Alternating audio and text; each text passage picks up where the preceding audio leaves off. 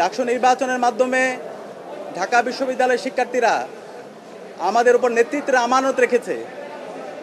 আমরা দৃঢ়কণ্ঠে বলতে চাই, ডাকসু নির্বাচনে ঢাকা বিশ্ববিদ্যালয়ের শিক্ষার্থীরা সাদিক কায়েম, এস এম ফরহাদ, মহিউদ্দিন খান সহ ঐক্যবদ্ধ শিক্ষার্থী জোটের আমাদের প্যানেলের উপর যে আমানত রেখেছে, আমরা সেই আমানতের যথাযথ হক আদায় করবো ইনশাআল্লাহ। আমরা কথা দিচ্ছি, আমাদের শিক্ষার্থীদের যে স্বপ্নের ক্যাম্পাস, সেই স্বপ্নের ক্যাম্পাস বিনির্মাণ না হওয়ার আগ পর্যন্ত আমরা থামবো না। আমরা আমাদের লড়াই চালিয়ে যাবো ইনশাআল্লাহ।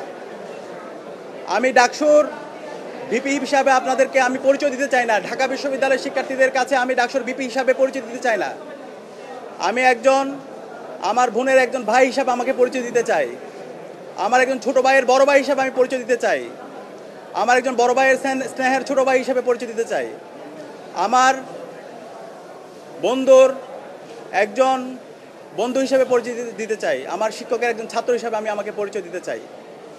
আমি কথা দিচ্ছি, সাদিক কায়েমকে আপনারা যেভাবে দেখেছেন, ডাকসুর ভিপি হওয়ার পরে তার কোনো পরিবর্তন হবে না ইনশাআল্লাহ।